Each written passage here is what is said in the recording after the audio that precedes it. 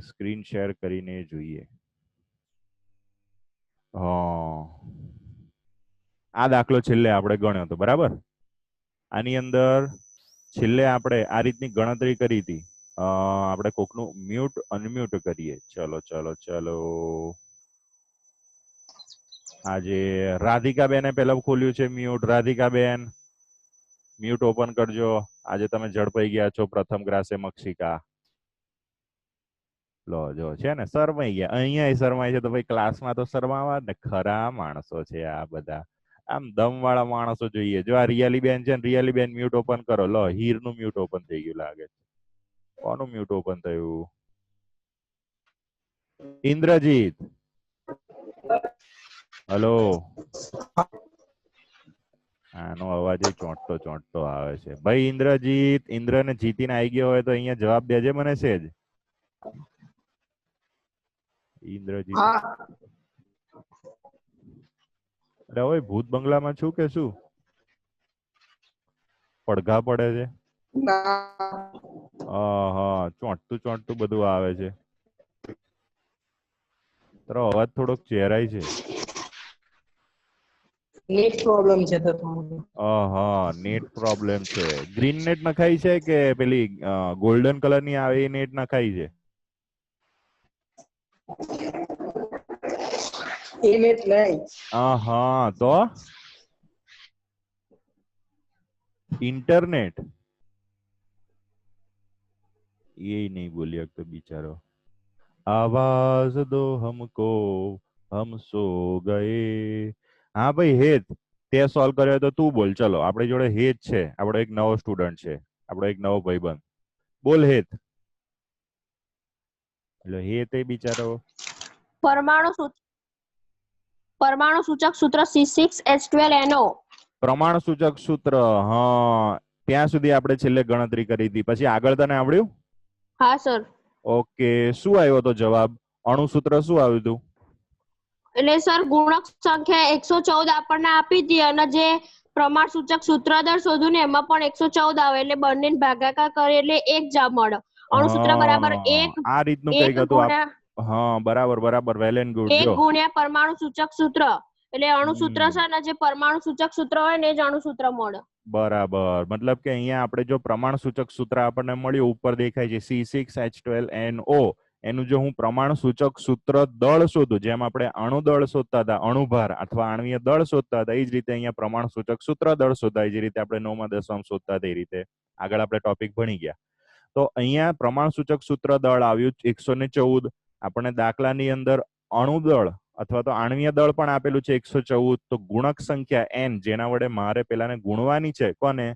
આપણા પ્રમાણ સૂચક સૂત્ર ને. એ સંખ્યા શોધવા માટે આપણે શું કરીએ છીએ કે આણ્વીય દળ ભાગ્યા પ્રમાણ સૂચક સૂત્ર દળ બંને સેમ છે એટલે જવાબ આવશે 1. તો આ કન્ડિશનની અંદર અણુસૂત્ર બરાબર n ગુણ્યા પ્રમાણ સૂચક સૂત્ર આપણી જોડે આ ટોટલ સૂત્ર યાદ રાખવાનું. તો એની અંદર n નું મૂલ્ય 1 મને મળે છે. તો 1 ગુણ્યા પ્રમાણ સૂચક સૂત્ર આપણને હતું C6H12NO, મતલબ કે એનું એ જ રહેશે. તો આ કન્ડિશનની અંદર, આ દાખલાની અંદર, આ સંયોજન માટે પ્રમાણ સૂચક સૂત્ર અને અણુસૂત્ર બંને કેવા થશે? સેમ જેવા, કેમ કે એની અંદર ગુણક સંખ્યા આપણી જોડે n આવે છે. ચલો હવે નેક્સ્ટ આગળ જોતા રહીએ. આગળ એક નવો દાખલો. એક કાર્બનિક સંયોજનનું પ્રમાણ સૂચક સૂત્ર C2H4O છે. જો તેનો અણુભાર, જો સમાનાર્થી શબ્દ ખાલી તમને કહી દઉં, અણુભાર, આણ્વીય દળ અથવા તો શું કહીએ આપણે, અણુભાર અથવા આણ્વીય દળ અથવા મોલર દળ, ત્રણે ત્રણનો મિનિંગ એક જ થાય. અહીંયા એ આપણને અણુભાર આપેલો છે 88. તો તેનું અણુસૂત્ર ખાલી જગ્યા થાય. દાખલો આપણને અડધે સુધી આપીને છોડી દીધો છે. આપણે આ વખતે પ્રમાણ સૂચક સૂત્ર શોધવાની જરૂર નથી. આપણે માત્ર એનું અણુસૂત્ર શોધવાનું છે. તો આજના દિવસમાં ગઈકાલનો જે દાખલો આજે આપણે પૂરો કર્યો ને, એટલો જ આ દાખલો આપણે ગણવાનો છે કે મારી પાસે પ્રમાણ સૂચક સૂત્ર છે, પ્રમાણ સૂચક સૂત્ર આપેલું છે, એના પરથી આપણે જો અણુભાર હોય તો અણુસૂત્ર કેવી રીતે શોધીએ? તો પ્રમાણ સૂચક સૂત્ર દળ પહેલા શોધવું પડે. મને પ્રમાણ સૂચક સૂત્ર શું આપેલું છે? C2H4O. 2 કાર્બન છે એટલે 2 ગુણ્યા 12, 4 હાઇડ્રોજન છે એટલે 4 ગુણ્યા 1 અને 1 ઓક્સિજન છે એનો 16. એટલે મારી પાસે પ્રમાણ સૂચક સૂત્ર ભાર આવે 144, ખાલી 44. એના પછી નેક્સ્ટ આપણે આગળ જઈએ કે એનો અણુભાર આપણને આપેલો છે 88, તો પહેલામાં પહેલી આપણે ગુણક સંખ્યા શોધવાની. ગુણક સંખ્યા શોધી માટે આણ્વીય દળ 88 આપેલું છે આપણને, અને એને પ્રમાણસૂચક સૂત્ર દળ 44 વડે ભાગું તો જવાબ 2 આવે. મતલબ કે મારે મારા પ્રમાણસૂચક સૂત્ર એટલે કે C2H4O ને 2 વડે ગુણવું પડશે. ચલો આપણે ગુણી લઈએ.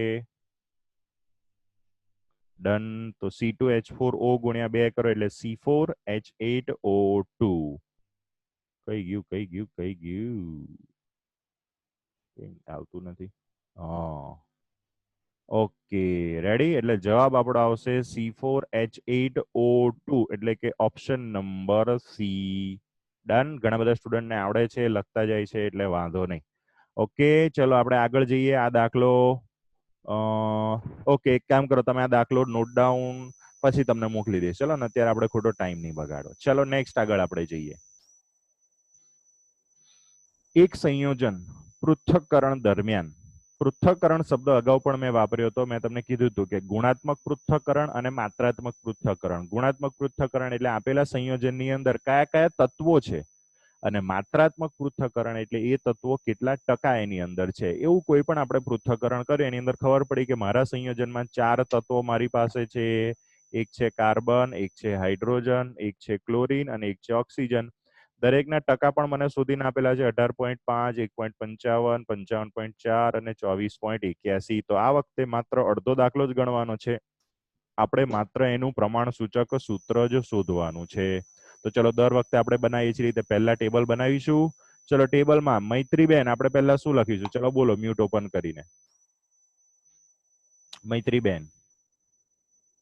મૈત્રીબેન ફૂકો મારો છો અત્યારે, જવાબ બોલો.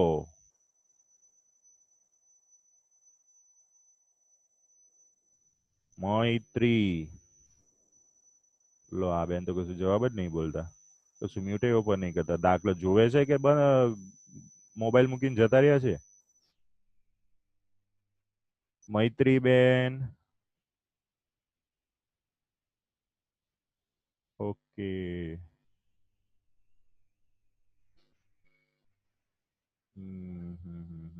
કોઈને બોલવાની ઈચ્છા ખરી ભાઈ, કે ખાલી તમે એમનેમ જ આવો છો? થોડુંક મારું મગજ ગરમ થતું જાય છે. હું જે પૂછું ને એ વ્યક્તિએ ખાલી બોલવાનું હોય છે, મને ખાલી જવાબ આપવાનો હોય છે. ના આવડે તો મને એનો વાંધો નહીં હોતો, પણ આપણે જે કહીએ ને એ કયું ના કરે એનાથી થોડુંક અઘરું થતું હોય છે. રેડી? અજય સરને આપણે વાત કરવી પડશે કે આ સ્ટુડન્ટ થોડાક આવા છે ખરા. તમે વખાણ કરો છો ખરા, પણ આવી થોડી તકલીફ છે. દરેકે જવાબ આપવાનો ભાઈ, ભણવા માટે આવો છો, એમને નહીં આવતા. હો, બરાબર? ચલો વાંધો નહીં. ઇન્દ્રજીતભાઈએ હાથ ઊંચો કર્યો છે, બોલો ઇન્દ્રજીતભાઈ. ચલો, પહેલું શું કરશું? કોષ્ટકમાં સૌપ્રથમ તત્વની સંજ્ઞા લખીશું. યસ. પછી તત્વનું પરમાણ્વીય દળ. યસ. પછી ટકા. ઓકે, આપેલા છે આપણને ટકા. ચલો, આટલું આપેલું છે. પછી શું કરવાનું? પહેલું પરમાણુ ગુણોત્તર. હા, એ કેવી રીતે શોધવાનો પરમાણુનો ગુણોત્તર? જ્યાં દળ આપેલું છે ને, તત્વનું પરમાણુય દળ, તત્વનું પરમાણુય દળ આપેલું છે ને, એને આ ટકા વડે ભાગવાનું. એને ટકા વડે ભાગવાનું નહીં, ટકાને પરમાણુય દળ વડે ભાગવાનું. રેડી? ટકા ભાગ્યા પરમાણુય દળ કરવાનું એટલે પરમાણુનો ગુણોત્તર મળે. ચલો પછી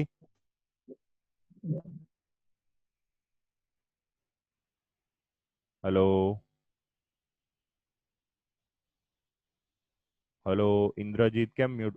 મ્યુટ બંધ કરી દીધું. લો, ખરા માણસો છે આ બધા.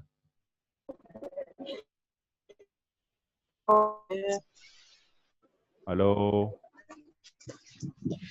હલો. હા બોલો, કઈ શું ભાઈ?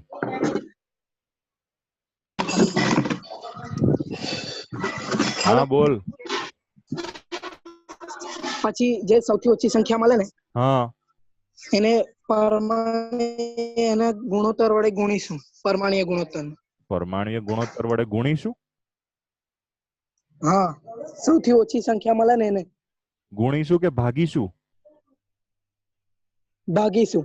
હા, મતલબ કે જે પણ મને પરમાણુના ગુણોત્તરમાં સંખ્યાઓ મળે છે એ સંખ્યાઓમાં સૌથી નાની સંખ્યા વડે બધી જ સંખ્યાને ભાગીશું. રેડી?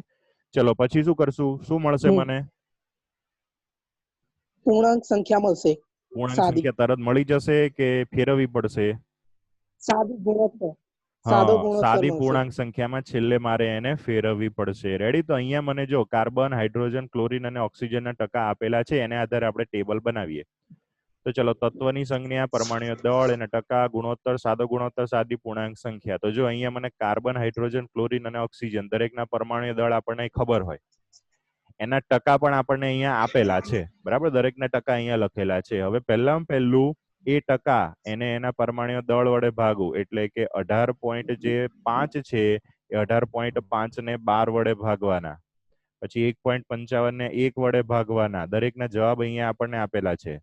રેડી? 1.55 ને 1 વડે ભાગવું તો 1.55 જ રહે. 55.04 ને 35.5 વડે ભાગવાનું તો 1.55 જવાબ આવે. 24.81 ને 16 વડે ભાગવું તો જવાબ આવે 1.55.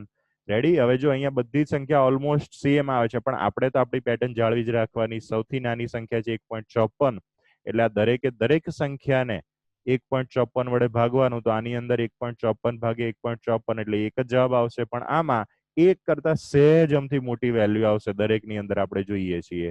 આ બધી જ સંખ્યા નિયરલી 1 જેવી છે, એટલે આપણે એવું કહી શકીએ કે અહીંયા જસ્ટ અ મિનિટ, કાર્બન તો કે 1, હાઇડ્રોજન તો કે 1, ક્લોરીન પણ આપણી પાસે 1 છે, અને ઓક્સિજન પણ આપણી પાસે કેટલા છે? 1 આપેલા છે. એટલે એનું પ્રમાણ સૂચક સૂત્ર શું થશે? CHClO. કેમ કે બધા એક એક છે, એક તો આપણે લખતા નથી. C1H1 Cl1 O1 એવું આપણે લખતા નથી. માત્ર જે 4 તત્વો છે, કાર્બન, હાઇડ્રોજન, ક્લોરીન અને ઓક્સિજન, એ આપણે લખીએ છીએ. તો આ થઈ ગયું આપણું પ્રમાણ સૂચક સૂત્ર. અહીંયા માત્ર આપણને પ્રમાણ સૂચક સૂત્ર શોધવાનું કીધું હતું, એટલે આપણે માત્ર પ્રમાણ સૂચક સૂત્ર શોધેલું છે. અણુ સૂત્ર શોધવું હોય તો એ લોકોએ આપણને દાખલામાં અણુભાર આપવો પડે, પણ એ તો આપણને આપેલો નથી, કારણ કે પ્રમાણ સૂચક સૂત્ર સુધી જ શોધવાનું છે. આવડશે બધાને? ચાલો આગળ જઈએ. નેક્સ્ટ દાખલો. એક કાર્બનિક સંયોજનમાં, આ દાખલો મસ્ત છે. સી અને એચ પૈકી સી નું પ્રમાણ 92.3% હોય તો તેનું પ્રમાણ સૂચક સૂત્ર શોધો. ચલો, આની અંદર જેને આવડે હાથ ઊંચો કરે.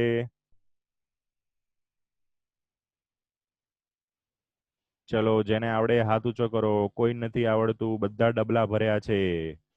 અજય સરને આપણે કહીશું, ભાઈ તમે તો અમને ડબલા આપ્યા.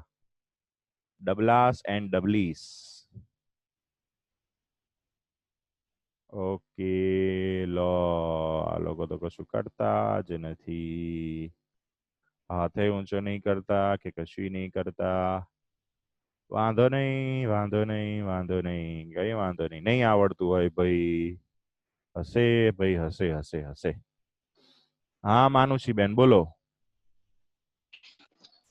સર 100 માંથી 92.3% બાદ કરવાના. અવાજ ખેંચાયો તમારો. જેથી એચ નું પ્રમાણ. એક મિનિટ, અવાજ ખેંચાયો. ફરી બોલજો તો. હેલો માનુષી બેન, ફરી બોલ. અવાજ આવે છે? હવે આવે છે, બોલો તો ફરી. 100 માંથી 92.3% બાદ કરતા એચ ના ટકા મળશે. કેમ 100 માંથી કેમ બાદ કરવાના? ટોટલ 100% હોય ને એટલે. ભલે 100% હોય તો કાર્બન નું પ્રમાણ 92.3 આપેલું છે, મતલબ કે યસ, આ બેનું મસ્ત મગજ ચાલ્યું. જો આપણી પાસે બે જ તત્વો છે, બંને તત્વના ટકા ભેગા થઈને 100 થતા હોય, ટોટલ 100% હોય, એમાં માત્ર કાર્બનના જ 92.3 છે, તો બાકી રહ્યા, એટલે કે 100 માંથી 92.3 કરું અને જે બાકી રહે એ હાઇડ્રોજનના ટકા થશે. ચલો, તો એને આધારે આપણે ફરી પાછું પ્રમાણ સૂચક સૂત્ર શોધવાનું છે, એટલે ટેબલ બનાવવું પડશે. તો ટેબલની અંદર તત્વની સંજ્ઞા, દળ, ટકા વગેરે આપણે કરીએ. તો ચલો, કાર્બન 92.3 અને 100 માંથી 92.3 બાદ કરું તો હાઇડ્રોજન મળે 7.7%. ચલો, ટકા ભાગ્યા પરમાણ્વીય દળ કરું, 92.3 ભાગ્યા 12 એટલે 7.69, અને અહીંયા આવશે 7.70. નાનામાં નાની સંખ્યા થશે 7.69. એના વડે બધાને ભાગું તો અહીંયા તો એક જ જવાબ રહેશે. 7.70 વડે 7.69 ને ભાગું તો 1.00001 સમથિંગ આવે. પણ આપણે પોઈન્ટ પછીના બે આંકડા અત્યારે લખ્યા છે, આને પૂર્ણાંક સંખ્યામાં ફેરવું તો 1 આવશે. મતલબ કે અહીંયા પ્રમાણ સૂચક સૂત્ર માટે કાર્બન 1 છે અને હાઇડ્રોજન પણ 1 છે, એટલે એનું પ્રમાણ સૂચક સૂત્ર થશે ઓપ્શન નંબર ACH. થયું ક્લિયર? ચલો, થેન્ક યુ વેરી મચ. માનુષીબેન, બીજા બધા તો કોઈ બોલ્યા નહીં હશે. ભાઈ જૂના છોકરા છે, જૂના છોકરાઓ ના આવડે, નવા છોકરાઓને આવડે હશે. ભાઈ હશે. કાલે આપણે અજય સરને સેજ વાત કરીશું, સોરી આજે. ભાઈ તમે તો અમને આવા છોકરા આપ્યા. છેલ્લો છેલ્લો છેલ્લો કોઈ બોલી શકતા તો છે નહીં, મોટી મોટી વાતો કરે. વાંધો નહીં, ચલો આગળ જઈએ.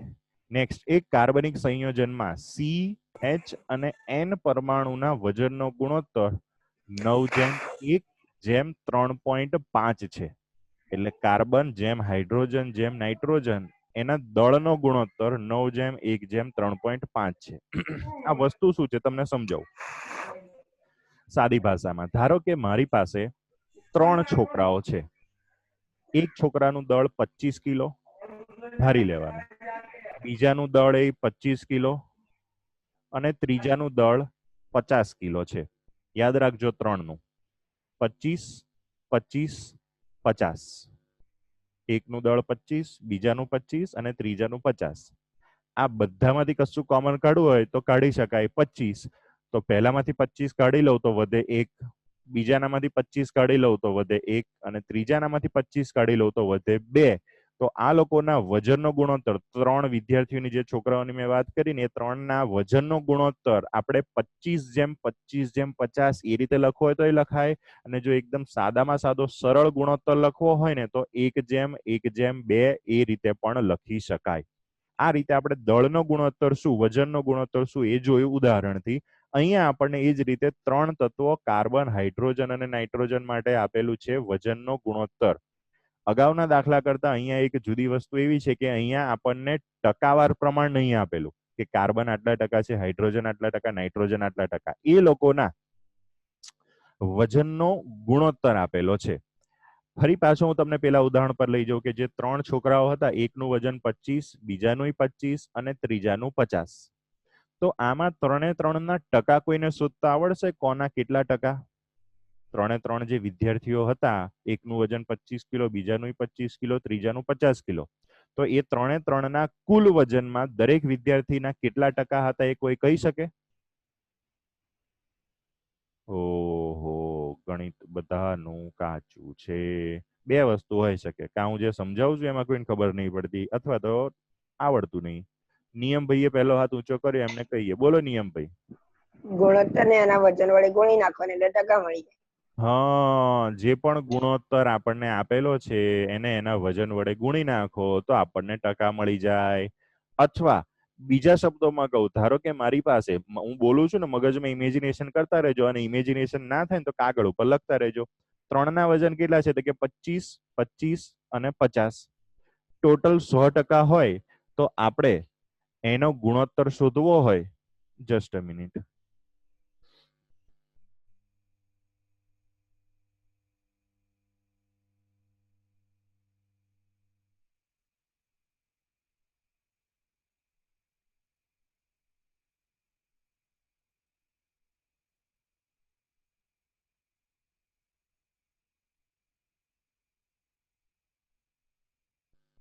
ઓકે ચલો આવી જઈએ પાછા. તો મારી પાસે જે 3 વિદ્યાર્થીઓ હતા, 3 છોકરા, 25, 25 અને 50 હતું, એમાં મારે દરેકના ટકા શોધવા હોય તો બીજી એક એ રીતે કરી શકાય કે 3ના વજનનો ટોટલ સરવાળો કેટલો? તો કે 25 + 25 + 50 એટલે કે 100. તો દરેકના ટકા શોધવા હોય તો એનું દળ ભાગ્યા કુલ દળ કરું ગુણ્યા 100 કરું તો બી મને ટકા મળી જાય. જેમ કે 25 ભાગ્યા 100, 25 એનું દરેકનું પોતાનું દળ ભાગ્યા કુલ વજન બધાનું કેટલું થતું હતું? 100 ગુણ્યા 100 એટલે વધ્યા કેટલા? 25%. તો આ રીતે તમે જે રીતે તમારું 10માનું રિઝલ્ટ આવશે તો 10માના રિઝલ્ટમાં તમે તમારા PR લખેલા આવશે. તમારા બોર્ડને જે પેલી માર્કશીટ આવશે ને એની અંદર PR 99 point PR, 98 PR, 95 PR. પણ એ PR છે પર્સન્ટાઇલ રેન્ક, તમારા પર્સન્ટેજ, ટકા નથી. ટકા શોધવા હોય તો કેવી રીતે આપણે શોધીએ? તો કે આપણા માર્ક્સ છેદમાં કુલ માર્ક્સ. જેમ કે તમારે મેઇન 6 સબ્જેક્ટ હોય કદાચ તો એના ટોટલ થાય 600. બધા સબ્જેક્ટમાં તમારે કેટલા માર્ક્સ આવ્યા? કોકમાં આવ્યા 80, કોકમાં 90, કોકમાં 75. આ બધાનો સરવાળો કરતા તમારા ટોટલ મેળવેલા માર્ક્સ થયા 400. તો 400 એ તમારા માર્ક્સ છેદમાં તમે મેળવેલા, છેદમાં કુલ માર્ક્સ, ટોટલ માર્ક્સ હોય 600. 400 ભાગ્યા 600 અને ગુણ્યા 100 કરું તો તમને તમારા ટકા મળે. એમાં 3 જે છોકરાઓ હતા એમાં એના વજનને બધાના ટોટલ વજન વડે ભાગી અને ગુણ્યા 100 કરું તો મને દરેક વિદ્યાર્થીના ટકા મળે. જેમ કે જે ત્રીજો વિદ્યાર્થી હતો એનું વજન 50 છેદમાં બધાનું ટોટલ વજન 100 અને ગુણ્યા 100 કરું તો મને મળે એના ટકા 50%. એ જ વસ્તુ અહીંયા મારે એપ્લાય કરવી હોય કેમ કે ત્યાં તો ઈઝી વસ્તુ હતી. 25 + 25 + 50 એટલે 100 મળતું, એટલે ડાયરેક્ટ ટકા ઈઝીલી ગણી શકાય. એની જ વસ્તુમાં જો મૂલ્ય અલગ અલગ હોય, એટલે કે કોઈકનું વજન 30 કિલો હોય, કોઈકનું 40 કિલો હોય અને કોઈકનું 80 કિલો હોય, તો આમાં ટકા શોધવા હોય તો કેવી રીતે શોધાય? એની એ જ મેથડ, એનું વજન છેદમાં 3 નું કુલ વજન ગુણ્યા 100. અહીંયા મને 3 વિદ્યાર્થીઓની જગ્યાએ 3 પરમાણુઓ આપેલા છે કોઈક સંયોજનમાં રહેલા, કાર્બન, હાઇડ્રોજન અને નાઇટ્રોજન. એના વજનનો ગુણોત્તર મને આપેલો છે 9:1:3.5. તો પહેલું મને જે વજન આપેલું છે, વજનને મારે એ લોકોના ટકામાં ફેરવવા પડશે, કેમ કે અત્યારે જે આપણે દાખલા ગણીએ છીએ એમાં આપણે ટકાની રીતથી ઈઝીલી ગણી શકીએ છીએ. બીજી પણ રીત છે, આ જે વજન આપેલા છે, વજનનો ગુણોત્તર, એ દરેક ગુણોત્તરને એના પરમાણુ ભાર વડે ભાગીને એ રીતે પણ આપણને ગુણોત્તર મળી શકે, ટકા મળી શકે. પણ આપણે એકદમ સાદી સિમ્પલ રીત કરીએ કે જેથી બધાને મગજમાં ઉતરી જાય. તો મારે દરેકનો વજનનો ગુણોત્તર શોધવો હોય, તો મારે કેવી રીતે કરવાનું? તો જો અહીંયા મેથડ બતાવું તમને. દરેકનું બધાનું ટોટલ દળ કેટલું થશે કે 9 + 1 + 3.5 એટલે કે 13.5. બધાનું દળ આટલું, તો દરેકના આપણે ટકાવાર પ્રમાણ શોધીએ. કેવી રીતે? તો કે કાર્બનના ટકા, એટલે કે કાર્બનનું દળ કેટલું? તો કે 9 ભાગ્યા કુલ દળ તો કે 13.5 અને ગુણ્યા 100 કરું તો જવાબ મળે 66.67. આગળ હાઇડ્રોજનના ટકા શોધવા હોય તો હાઇડ્રોજનનું દળ 1 ભાગ્યા ટોટલ વજન 13.5 ગુણ્યા 100 એટલે કે 7.41. એ જ રીતે મને નાઇટ્રોજનના ટકા મળે. તો હવે તો આપણી પાસે ટકા આવી ગયા અને એનો અણુભાર આપેલો છે, તો સૂત્ર આપણને મળી જાય. ચલો, આપણને દરેકના ટકા ખબર પડી ગઈ. કાર્બનના 66.67%, હાઇડ્રોજનના 7.41 અને નાઇટ્રોજનના 25.93. આગળ જઈએ, જે રીતે આપણે ટેબલ બનાવતા હતા એ જ રીતે આપણે ટેબલ બનાવીએ. તો કાર્બન, હાઇડ્રોજન, નાઇટ્રોજન દરેકની અંદર આપણને ટકા આપેલા છે. ટકા ભાગ્યા પરમાણુ ભાર કરીએ એટલે આપણને 3 સંખ્યા મળશે. એમાં નાનામાં નાની સંખ્યા વડે બધાને ભાગીએ તો મને પૂર્ણાંક સંખ્યા અથવા તો નિયરલી પૂર્ણાંક સંખ્યા મળશે. એને સાદી પૂર્ણાંક સંખ્યામાં ફેરવીએ તો આ રીતે મળે. તો એના પરથી જો આપણે શોધવું હોય તો આ સંયોજનનું પ્રમાણ સૂચક સૂત્ર કંઈક આપણને આવું મળે: C3H4N1. તો આપણે લખતા નથી એટલે માત્ર વધ્યું C3H4N. આ મને પ્રમાણ સૂચક સૂત્ર મળ્યું. હવે એના પરથી અણુ સૂત્ર શોધવાનું હોય તો પહેલી આપણે ગુણક સંખ્યા શોધવી પડશે. ચલો, આ આપણું પ્રમાણ સૂચક સૂત્ર. એના પરથી ચલો પહેલા પ્રમાણ સૂચક સૂત્ર દળ શોધીએ. 3 કાર્બન છે એટલે 3 × 12, 4 હાઇડ્રોજન છે એટલે 4 × 1 અને 1 નાઇટ્રોજનનો 14. ટોટલ પ્રમાણ સૂચક સૂત્ર દળ મને મળશે 54. તો આપણને અણુભાર આણ્વીય દળ આપેલું છે 108. તો ગુણક સંખ્યા એનું સૂત્ર શું થશે? આણ્વીય દળ 108 ભાગ્યા પ્રમાણ સૂચક સૂત્ર દળ 54. બંનેનો ભાગાકાર આવશે 2. તો આ વખતે મારે અણુ સૂત્ર શોધવા માટે n ગુણ્યા પ્રમાણ સૂચક સૂત્રમાં n બરાબર કેટલા મૂકવા પડશે? 2 મૂકવા પડશે. રેડી? 2 મૂકું તો 2 ગુણ્યા પ્રમાણ સૂચક સૂત્ર કેટલું છે આપણી પાસે? C3H4N. તો મને જવાબ મળશે C6H8N2. હેત, જવાબ તારો સાચો. આ વખતે પણ ઓપ્શન નંબર સી આપણી પાસે આવશે, C6H8N2. બોલો અમનભાઈ, કેમનું છે? મજામાં? અમન, મજામાં? હા. ઓકે, મ્યુટ બંધ કરી દઉં છું તારું. Okay, thank you very much. Done. તો આ રીતે આપણે કોઈ પણ દાખલા ગણી શકીએ. હજુ એકાદ દાખલો આપણે લઈએ.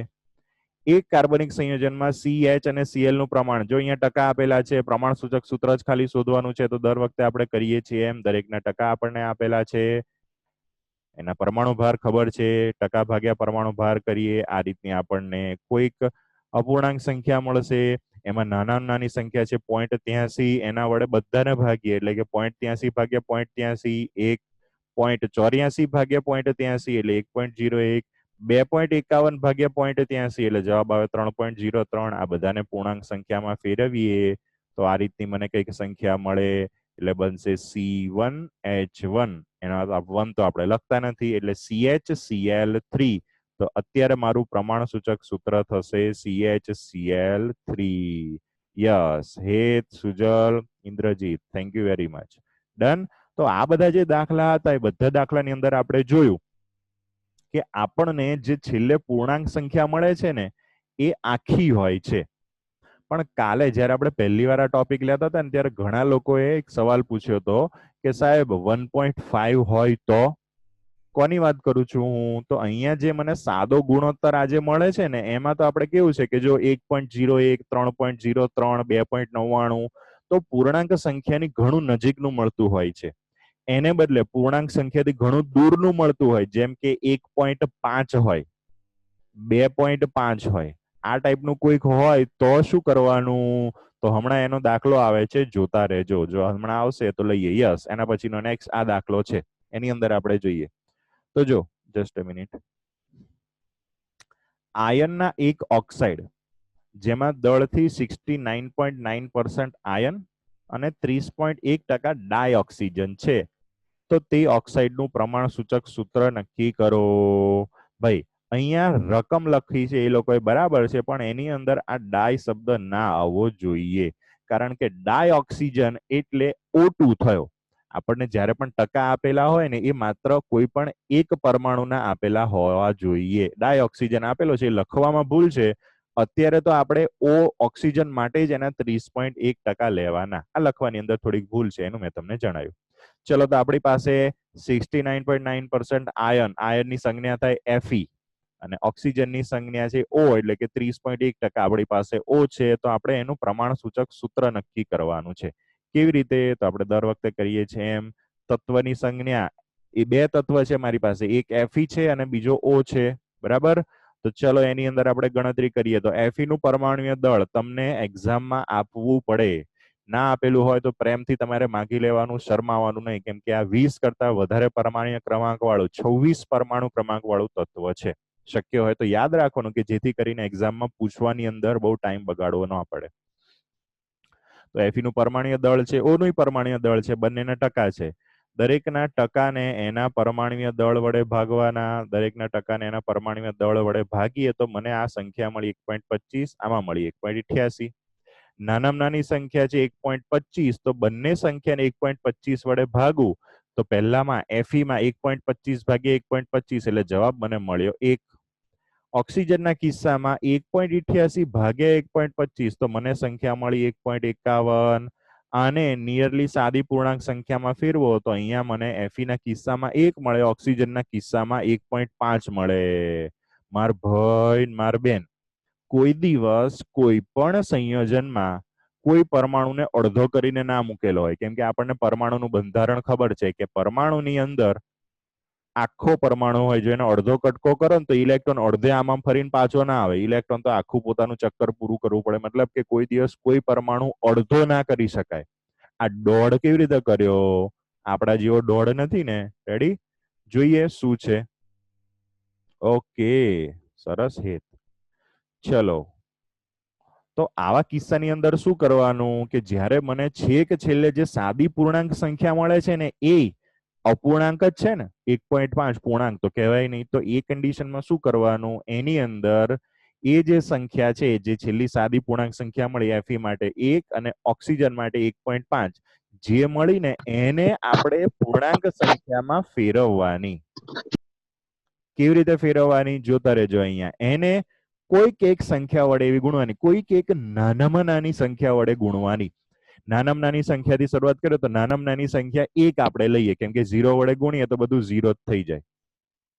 યસ, નિયમ. તો આપણે અહીંયા આ જે બંને Fe અને ઓક્સિજનમાં જે સાદી પૂર્ણાંક સંખ્યા મળી એને નાનામાં નાની સંખ્યા 2 વડે ગુણું ને તો જો કંઈક આ રીતનું થશે. 1 ને 2 વડે ગુણું તો 2 થાય, અને 1.5 ને 2 વડે ગુણું ને તો 3 થાય. તો આ જે 2 અને 3 મળી એ તો આપણને પૂર્ણાંક સંખ્યા મળી ગઈ ને. જો આ ગુણવાથી તકલીફ ના થાય. અગાઉના દાખલામાં આપણે ના ગુણી શકીએ, ભાઈ ગુણી શકીએ, પણ અગાઉના દાખલામાં આપણે 2 વડે 3 વડે 4 વડે ગમે એના વડે ગુણીએ ને તો એનું એ જ રહેવાનું હતું. જેમ કે મારી પાસે કોઈક સંયોજનનું સૂત્ર હોય C2H4O. હવે આપણે 2 વડે ગુણીએ છીએ તો બધાને ગુણીએ છીએ, બધાને ગુણો તો આનું સૂત્ર શું થાય? C4H8O2. રેડી? તો બધામાંથી આપણે અમુક વસ્તુ 2 કોમન કાઢી લઈએ તો વળી પાછું આનું જ સૂત્ર આવવાનું છે. એટલે અગાઉના દાખલાની અંદર તો આપણને જે છેલ્લે સંખ્યા મળતી હતી ને એ આખી પૂર્ણાંક સંખ્યા જ હોતી હતી. એને આપણે ડાયરેક્ટ એના પરથી પ્રમાણસૂચક સૂત્ર લખતા હતા, પરંતુ અહીંયા આપણી પાસે પ્રમાણસૂચક સૂત્ર બનાવવા માટે પૂર્ણાંક સંખ્યા મળતી ન હોવાથી એને પૂર્ણાંકમાં કન્વર્ટ કરવા માટે આપણે કોઈક નાનામાં નાની સંખ્યા વડે ગુણવાનું. એવું જરૂરી નહીં કે દર વખતે નાનામાં નાની સંખ્યા આપણને 2 જ મળે, કોઈક વાર 3 પણ લેવી પડે. 2 વડે ગુણો ને તોય તમને ઘણી વાર ના મળે. એટલે નાનામાં નાની સંખ્યાથી શરૂઆત કરવાની, પહેલા ટ્રાય કરી જોવાનું. 1 વડે તો ના જ પોસિબલ થાય, કેમ કે એનું જ રહેવાનું. 2 થી શરૂઆત કરવાની, બંનેને અથવા તો જેટલા પણ તત્વો માટે સંખ્યા મળી હોય છેલ્લી એને 2 વડે ગુણવાના. 2 વડે ગુણતા આપણને પૂર્ણાંક સંખ્યા મળે છે. તો આ કિસ્સાની અંદર આપણને દેખાય છે કે 2 વડે ગુણતા Fe માટે 2 અને ઓક્સિજન માટે 3, એટલે કે પૂર્ણાંક સંખ્યા મળી ગઈ. પણ જો ના મળતી હોત ને તો હજુ હું 3 વડે એને ગુણત. Ready? Try but don't cry. એમ અહીંયા તો મને પૂર્ણાંક સંખ્યા મળી ગઈ, એટલે આ કિસ્સાની અંદર પ્રમાણસૂચક સૂત્ર મને મળી ગયું Fe2O3. ડન. અહીંયા આપણને માત્ર પ્રમાણસૂચક સૂત્ર શોધવાનું કીધું હતું, એટલે આપણે પ્રમાણસૂચક સૂત્ર શોધીને અટકી ગયા. જો આ દાખલાની અંદર મને અણુભાર પણ આપેલો હોત તો અણુભારને આધારે આપણે આણ્વીય સૂત્ર પણ શોધી શકત. પણ Fe2O3 એ એકચ્યુઅલી ફેરસ ઓક્સાઇડ એટલે કે આયર્નના એક ઓક્સાઇડનું સૂત્ર છે. તો આના કિસ્સાની અંદર જો અણુભાર આપશે તો અણુભારને આધારે જો ગણતરી કરીએ તો અણુભાર અને પ્રમાણસૂચક સૂત્રભાર બંને સેમ આવશે. એટલે જે આપણું પ્રમાણસૂચક સૂત્ર છે એ જ આપણું અણુસૂત્ર થશે. પણ અહીંયા અણુભાર આણ્વીય દળ આપેલો નથી, એટલે આગળ ગણતરી કરવાની જરૂર નથી. આ જે દાખલો છે એ સ્વાધ્યાયમાં 2 જગ્યાએ આપેલો છે, સ્વાધ્યાયનો 1.3 અને સ્વાધ્યાયનો 1.8. સ્વાધ્યાયનો જે 1.3 નંબરનો દાખલો છે ચોપડીમાં એ બેઠો આવવાનો છે, પ્રમાણસૂચક સૂત્ર સુધી નક્કી કરવાનું છે. પરંતુ જે સ્વાધ્યાયનો 1.8 નંબરનો દાખલો છે ને એમાં આપણને અણુસૂત્ર શોધવાનું પૂછેલું છે, પણ દોઢ ડાયા હોય ચોપડીમાં આપણને અણુભાર નહીં આપેલો. જો અણુભાર આપેલો હોય તો ને તો જ અણુસૂત્ર આપણે લાવી શકીએ. બરાબર? અણુભાર તો આના પરથી ડાયરેક્ટ આપણે ગણી લેવાનો અને પછી એને આધારે દાખલો ગણવો હોય તો ગણી શકાય. થઈ ગયું બધાને ક્લિયર? ચલો, આટલાની અંદર કોઈને કોઈ ડાઉટ હોય તો પૂછજો. કોઈને કોઈ ડાઉટ? ચાલો, કોઈને કોઈ ડાઉટ હોય તો હા બોલો. શમીલે હાથ ઊંચો કરીને પાછો મૂકી દીધો. હા બોલો. હા, 2 વડે ગુણ્યા ને ના ખબર. 2 વડે ગુણ્યા એમાં શું ના ખબર પડી? કેમના 2 વડે ગુણ્યા? કેમના 2 વડે ગુણ્યા? Just a minute. ઓકે,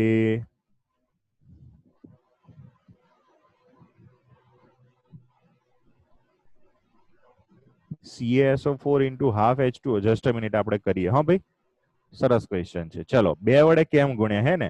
જો ભાઈ, અત્યાર સુધીના જેટલા પણ દાખલા આપણી પાસે હતા ને એ બધા દાખલાની અંદર છેલ્લે મને જે સંખ્યા મળતી હતી ને પૂર્ણાંક હતી. જો તને બતાવો આગળના બધા દાખલાની અંદર. જો આની અંદર 1 1 3, આની અંદર 3 4 1, તો આ બધા દાખલાની અંદર જે સંખ્યા મળતી હતી એ પૂર્ણાંક સંખ્યા મળતી હતી. પણ આ કિસ્સામાં તો આપણને અપૂર્ણાંક સંખ્યા મળી. હા કે ના?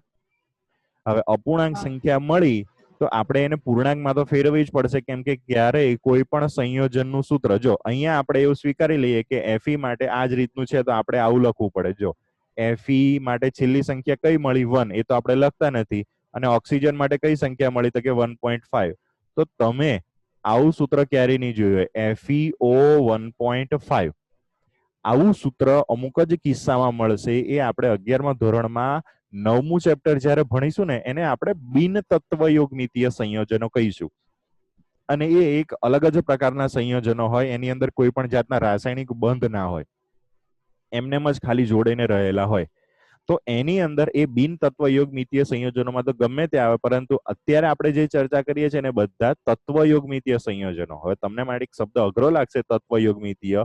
આના પછીનો જે નેક્સ્ટ ટોપિક છે ને તત્વયોગમિતિ, એની અંદર આ વસ્તુની ચર્ચા કરીશું. તત્વયોગમિતિ એટલે સિમ્પલ, કઈ નહીં, એક જાતનું બેલેન્સ. એમાં એટલું સમજી રાખવાનું અત્યારે કે કોઈ પણ સંયોજનની અંદર જે પરમાણુની સંખ્યા હોય ને એ પૂર્ણાંક હોવી જોઈએ, તો આપણે એ સંયોજનને તત્વયોગમિતીય સંયોજન કહીએ. જેમ કે આપણે લઈએ Al2O3, 2 એલ્યુમિનિયમ અને 3 ઓક્સિજન. તો બંને એલ્યુમિનિયમ અને ઓક્સિજનની સંખ્યા એ પૂર્ણાંક સંખ્યા છે. તો આ એક તત્વયોગમિતીય સંયોજન થયું. તો મોટાભાગના જે પણ સંયોજનો હોય છે એ બધા જ તત્વયોગમિતીય સંયોજનો હોય છે. અહીંયા જો આ રીતનું લખું FeO 1.5 તો એ બિન તત્વયોગમિતીય સંયોજન કહેવાય, પણ એ સંયોજન બિન તત્વયોગમિતીય નથી, તત્વયોગમિતીય છે એવું સાબિત કરવા માટે અને એને Fe અને ઓક્સિજનની સંખ્યાને પૂર્ણાંક સંખ્યામાં ફેરવવા માટે જે છેલ્લી સાદી પૂર્ણાંક સંખ્યા મળી ને એ સાદી પૂર્ણાંક જે છેલ્લી સાદી પૂર્ણાંક સંખ્યામાં અત્યારે આપણને અપૂર્ણાંક સંખ્યા મળી 1 અને 1.5, એને પૂર્ણાંકમાં ફેરવવા માટે મારે એને કોઈક નાનામાં નાની સંખ્યા વડે ગુણવી પડી. નાનામાં નાની એટલે શરૂઆત કરવાની 2 થી, 1 તો ના લેવાય કેમ કે કોઈ પણ સંખ્યાને 1 વડે ગુણું તો એનું એ જ રહે.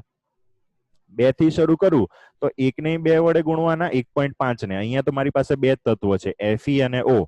જો મારી પાસે વધારે તત્વો હોત તો જેટલા પણ તત્વો હોત દરેક તત્વો માટે જે છેલ્લી સાદી પૂર્ણાંક સંખ્યા મળે છે ને, કઈ આ જેટલી પણ સંખ્યા હોય મારી પાસે એ બધી જ સંખ્યાને મારે 2 વડે ગુણવાની અને ચેક કરવાનું બધી પૂર્ણાંકમાં ફેરવાઈ. એટલીસ્ટ એક સંખ્યા જો પૂર્ણાંકમાં ના ફેરવાતી હોત ને, પૂર્ણાંક એટલે ખબર પડે ને સમીલ? ઓકે, તો એટલીસ્ટ એક સંખ્યા અહીંયા મારી પાસે Fe અને O છે, Fe ને 2 વડે ગુણ્યા તો 2 મને મળ્યા. ઓક્સિજનમાં કોઈક સંખ્યા મને એવી મળી હોત ને, ધારો કે 1.3, તો 1.3 ને 2 વડે ગુણું તો 2.6 મળે. એ હજુ પૂર્ણાંકમાં નહીં ફેરવાય તો હજુ મારે આગળ જવાનું, 3 વડે ગુણવાનું. 3 વડે ગુણું તો બધી જ સંખ્યા પૂર્ણાંકમાં ફેરવાઈ ગઈ. હા, તો એ સાચું. તો એને આધારે આપણે પ્રમાણસૂચક સૂત્ર બનાવી શકીએ. તો આ રીતે વારાફરતી 2, 3 એ રીતે આપણે આગળ ગુણતા જવાનું. મોસ્ટલી ઘણા બધા સંયોજનોમાં 2 અથવા તો 3 વડે ગુણતા આપણને પૂર્ણાંક સંખ્યા મળી જાય છે અને આવી ગુણવાની જરૂર તો બહુ ઓછા સંયોજનોમાં આપણને પડતી હોય છે. Al2O3 ની અંદર પણ સેમ આની આ જ વસ્તુ થશે. ડન? ઓકે, ખ્યાલ આવી ગયો ભાઈ સમીલ? ઓકે, તો આવું જયારે થાય ને કે છેલ્લી સંખ્યા પણ આપણને પૂર્ણાંક ના મળે ત્યારે ગુણવાની જરૂર પડે. છેલ્લો આપણો ટાર્ગેટ છે કે પૂર્ણાંક સંખ્યા મળવી જોઈએ. બરાબર? ઓકે, ચલો આના સિવાય બીજા કોઈને કઈ ડાઉટ હોય તો? સર 1.8 માં તમે સ્વાધ્યાયમાં શું કરવાનું કીધું? હા, 1.8 ની અંદર છે ને એ લોકોએ એક ભૂલ એવી કરી છે કે આપણને અણુસૂત્ર શોધવાનું પૂછ્યું. હવે અણુસૂત્ર શોધવા માટે તો એ લોકોએ આપણને અણુભાર અથવા આણ્વીય દળ આપવું પડે, પરંતુ ચોપડીમાં જે દાખલો આપેલો છે એમાં આપણને આણ્વીય દળ આપેલું છે નહીં. તો આપણે જો અણુસૂત્ર શોધવું હોય ને તો આપણે આપણી રીતે મેન્યુઅલી Fe2O3 નો અણુભાર શોધી નાખવો પડે. કેવી રીતે શોધવાનો Fe2O3 નો અણુભાર? તો કે 2 Fe એટલે 2 ગુણ્યા 56. 56 દુ કેટલા થશે? તો કે 112. 1 1 2. ચલો, ઓક્સિજન 3 છે એટલે 3 ગુણ્યા 16. 16 તલી 48. 112 ગુણ્યા 48. જે જવાબ આવે એને અણુભાર તરીકે લઈ અને પ્રમાણસૂચક સૂત્ર જે આપણને મળ્યું ને Fe2O3 એના પરથી અણુસૂત્ર શોધવાનું. પણ જ્યારે તમે ગણતરી કરશો ને તો આપણું પ્રમાણસૂચક સૂત્ર અને અણુસૂત્ર બંને એકના એક જ આવશે. પણ આ ગણતરી કરવાની એક્ઝામમાં પૂછે તો કહેવાનો મિનિંગ એટલો કે તમને અણુભાર આપવો પડે. ચલો, થઈ ગયું ક્લિયર? ઓકે, હા, પાર્થે એક સવાલ પૂછ્યો તો ભાઈ. પાર્થ, બોલો, એક જ મિનિટ, કોનું છે? હા, પાર્થે ભાઈ એક સવાલ પૂછ્યો તો ભાઈ. પૂછો પાર્થભાઈ તમારો સવાલ. પાર્થ, હે પાર્થ. પાર્થ મ્યુટ ઓપન કરે તો આપણે, ભાઈ તમે મ્યુટ ઓપન કરી શકશો? હા, ઓકે ઓકે, માઇક્રોફોન નથી એવું છે? ઓકે, કઈ વાંધો નથી. અયાનને શું સવાલ છે? Okay, CaSO4 into half H2O માં શું થાય? જીપ્સમ જીપ્સમ ઇપ્સમ જીપ્સમ એ ટાઈપનું હોય તો. પણ અત્યારે તો આપણે સૂત્ર મેળવવાનું છે ભાઈ. સૂત્ર આપેલું નથી આપણને. સૂત્ર આપેલું હોય તેના પરથી ટકા શોધવાના હોય ત્યારે આ જો આપણી પાસે સૂત્ર છે. ધારો કે આ જે સૂત્રની તું વાત કરું છું CaSO4, જસ્ટ અ મિનિટ, આપણે એક આગળની નેક્સ્ટ સ્લાઇડ લઈ લઈએ, કોરી હોય એ. યસ, ચલો, આપણી પાસે સૂત્ર ધારો કે આવું છે CaSO4 ઇન્ટુ હાફ H2O, જે પ્લાસ્ટર ઓફ પેરિસ કે જે આપણે કહીએ ને એની અંદર આ રીતનું હોય 1/2 H2O. તો આની અંદર તો આપણને સૂત્ર આપેલું છે. સૂત્ર પરથી જ્યારે ટકા શોધવાના થાય ત્યારે એને આપણે એના દળને, એટલે કે ધારો કે કેલ્શિયમના ટકા શોધવા હોય તો કેલ્શિયમનું દળ 40 ભાગ્યા આખા સંયોજનનું પહેલા આપણે અણુભાર શોધવો પડે અને એ રીતે આપણે ટકા શોધી શકીએ. અહીંયા તું જે આપણે જે વાત કરું છું ને કે હાફ આપેલું છે એ હાફ ને અને આપણું જે અહીંયા ગણતરી કરીએ છીએ એ બંનેને કોઈ લેવા દેવા નથી. અહીંયા જે હાફ H2O છે ને એ તો CaSO4 સાથે જોડાઈને રહેલા અમુક પાણીના અણુઓ છે. અમુક એવા જે સંયોજનો હોય છે એ સંયોજનોમાં એની જોડે જોડે એના ધન આયન અને ઋણ આયન, જેમ કે અહીંયા આપણી પાસે ધન આયન થશે Ca2+ અને SO4-2. તો આ ધન આયન અને ઋણ આયન દ્વારા બનતું જે સંયોજન છે ને એની સાથે અમુક પાણીના અણુઓ ભેજ સ્વરૂપે જોડાઈને રહેલા હોય. તો આવા સંયોજનો માટે, આવા સંયોજનોની જ્યારે ચર્ચા કરું હાફ H2O, તો આને આપણે એક સ્ફટિક જળ કહીએ છીએ. જે H2O જોડીને રહેલા છે ને એને આપણે સ્ફટિક જળ કહીએ છીએ.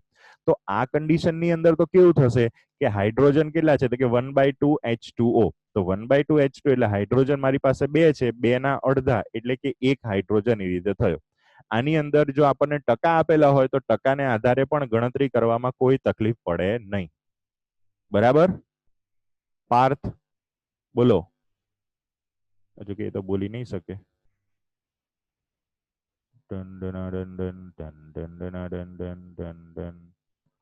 Okay Parth, clear? પાર્થ, હે પાર્થ, તો યુદ્ધ કર. ઓકે, બાણ ચડાવ, ધનુષ લે, બાણ ચડાવ અને બાણ છોડવા માંડ. ઓકે ચલો, થેન્ક યુ વેરી મચ. આજનું સેશન અહીંયા સુધી રાખીએ. પહેલા આપણે શીતલબેનનો જે ક્વેશ્ચન હતો એનો સહેજ આન્સર આપી દઈએ.